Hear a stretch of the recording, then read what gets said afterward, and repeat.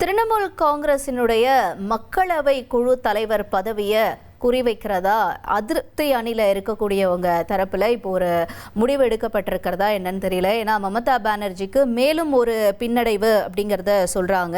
அதாவது அதிருப்தியில் இருக்கக்கூடிய அணி இப்போ திரிணாமுல் காங்கிரசினுடைய மக்களவை குழு தலைவர் பதவியை குறிவைக்கிறதாக ஒரு முக்கிய செய்தியை பார்க்குறோம். ரித்தா பிரதா பானர்ஜி அணிக்கு 20 திரிணாமுல் காங்கிரஸ் எம்பிக்கள் ஆதரவு கொடுத்திருக்காங்க அப்படிங்கிறதையும் புரிஞ்சுக்கிறோம். விவரங்களோடு செய்தியாளர் ரமேஷ்குமாரும் இணைஞ்சிருக்காரு, கேட்கலாம். ரமேஷ்குமார், இப்போ அதிருப்தி அணியில் இருக்கக்கூடிய உங்களுடைய அடுத்தடுத்த நகர்வுகள் என்னவா இருக்கு திரிணாமுல் காங்கிரஸை பொறுத்த வரைக்கும்? மேலும் இந்த கட்சியில் இருக்கக்கூடிய தற்பொழுது உட்கட்சி பூசல் விவகாரம் எந்த அடுத்த கட்டத்தை எட்டியிருக்கா? திரிணாமுல் காங்கிரஸ் கட்சியில் நாளுக்கு நாள் உட்கட்சி பூசல் அதிகரித்து வருகிறது, பிளவும் தொடர்ந்து அதிகரித்து வருகிறது. குறிப்பா சட்டப்பேரவை தேர்தலில் திரிணாமுல் காங்கிரஸ் கட்சி படுதோல்வி சந்தித்ததை தொடர்ந்து அந்த பிளவு மேலும் அதிகரித்திருக்கிறது. தற்போது திரிணாமுல் காங்கிரஸ் எப்படி இருக்குன்னா, மமதா பானர்ஜி தலைமையில ஒரு அணியும் ரித்தா பிரதா பானர்ஜி தலைமையில ஒரு அணியாகவும் இரண்டாக பிளவுபட்டு கிடக்கிறது. சில நாட்களுக்கு முன்பு நம்ம பார்த்தோம், மமதா பானர்ஜிக்கு எதிராக ரித்தா பிரதா பானர்ஜி தலைமையில சுமார் 60 எம்எல்ஏக்கள் ஒன்று கூடினார்கள்.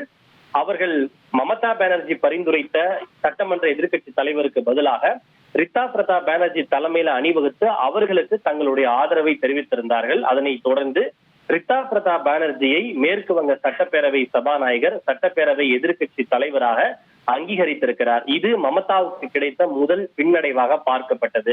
அந்த பின்னடைவு தற்போது சட்டப்பேரவையோடு நிற்கவில்லை, நாடாளுமன்றத்திற்கும் அடுத்து நகர இருக்கிறது.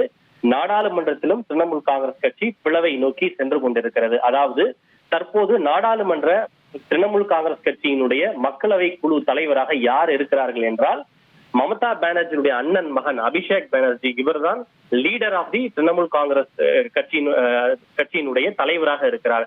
தற்போது அபிஷேக் பானர்ஜியை அந்த தலைவர் பொறுப்பிலிருந்து நீக்கிவிட்டு அவருக்கு பதிலாக நாடாளுமன்றத்தில் தாங்கள் தான் உண்மையான திரிணாமுல் காங்கிரஸ் கட்சி என்று உரிமை கோர ரித்தா பிரதா பானர்ஜி தலைமையிலான அணியினர் முடிவு செய்திருக்கிறார்கள். இதற்காக அவர்கள் சுமார் 18க்கும் மேற்பட்ட நாடாளுமன்ற உறுப்பினர்களிடம் நேற்று இரவு கடிதங்களை வாங்கியிருப்பதாக கூறப்படுகிறது. இன்னும் 2 நாடாளுமன்ற உறுப்பினரிடம் நாங்கள் கையெழுத்தை வாங்கி விடுவோம் என்று அவர்கள் தெரிவித்திருக்கிறார்கள். இந்த சூழ்நிலையில் இந்த திரிணாமுல் காங்கிரஸ் கட்சியை சேர்ந்த காக்கோலி கோஷ் என்பவரை திரிணாமுல் காங்கிரஸ் கட்சியினுடைய நாடாளுமன்ற குழு தலைவராக தேர்வு செய்ய அவர்கள் முடிவெடுத்திருக்கிறார்கள்.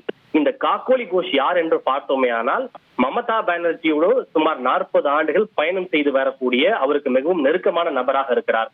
மமதா பானர்ஜி மாணவர் காங்கிரஸ் தலைவராக எப்படி 1970களில் செயல்பட்டாரோ அப்போதிலிருந்தே அவரோடு நெருக்கமாக செயல்பட்டு வருபவராக இந்த காக்கோலி கோஷ் இருக்கிறார். ஆனால் அண்மையில் அவர் இந்த தேர்தல் தோல்விக்கு பிறகு மமதா பானர்ஜியோடு அவருக்கு கருத்து வேறுபாடு ஏற்பட்டிருக்கிறது. இந்த காக்கோலி கோஷ் தான் திரிணாமுல் காங்கிரஸ் கட்சியினுடைய மக்களவையினுடைய தலைமை கொறடாவாக இருந்தார். சில நாட்களுக்கு முன்புதான் மமதா பானர்ஜி இந்த காக்கோலி கோஷை தலைமை கொறடா பதவியிலிருந்து நீக்கிவிட்டு கல்யாண் பானர்ஜி என்பவருக்கு அந்த பதவியை கொடுத்தார். இந்த சூழ்நிலையில் தான் அண்மையில் ஏற்பட்ட தேர்தல் தோல்விக்கு தங்கள் கட்சியினர் பலர் ஊழலில் ஈடுபட்டதும் மிக முக்கியமான ஒரு காரணம் என ஊடகத்திற்கு அளித்த பேட்டியில் காக்கோலி கோஷ் வெளிப்படையாகவே தெரிவித்திருக்கிறார். அந்த காக்கோலி கோஷ் என்றவரை தான் தற்போது ரித்தா பிரதா பானர்ஜி தலைமையிலான அணியினர் தங்களுடைய மக்களவை குழு தலைவராக முன்னிறுத்த முடிவு செய்திருக்கிறார்கள்.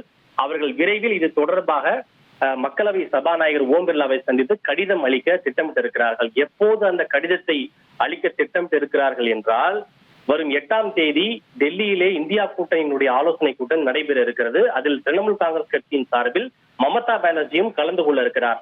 ஒரு புறம் மமதா பானர்ஜி அந்த கூட்டத்தில் கலந்து கொண்டிருக்கும் போது அதே நேரத்தில் மக்களவை சபாநாயகரை சந்தித்து அபிஷேக் பானர்ஜியை அந்த தலைவர் பொறுப்பிலிருந்து நீக்குமாறும் தங்கள் அணியை அங்கீகரிக்குமாறும் அவர்கள் கடிதம் கொடுக்க இருக்கிறார்கள். இதன் மூலம் மமதா பானர்ஜிக்கு அடுத்த அதிர்ச்சி வைத்தியம் கொடுப்பதற்கும் அவர்கள் திட்டமிட்டிருக்கிறார்கள். இதன் மூலமாக சட்டப்பேரவை மட்டுமின்றி நாடாளுமன்றத்திலும் திரிணாமுல் காங்கிரஸ் கட்சி இரண்டாக பிளவுபடக்கூடிய ஒரு சூழல் என்பது ஏற்பட்டிருக்கிறது. ஓகே, உங்களுடைய தகவல்களுக்கு நன்றி ரமேஷ்குமார். 1,30,00,000 மனங்களை வென்ற தந்தை டிவி யூடியூப் சேனல். தவிர்க்க முடியாத தம்ப்நெயில், கலக்கலான கான்டென்ட்ஸ். நீங்களும் இந்த குடும்பத்தில் இணைய இப்பவே சப்ஸ்கிரைப் பண்ணுங்க. அசுரபலம் கொண்ட எங்கள் டிஜிட்டல் கரங்களில் உங்கள் விளம்பரங்களை சேர்க்க வாட்ஸ்அப் பண்ணுங்க 8939888838. Email advttv@dttv.in.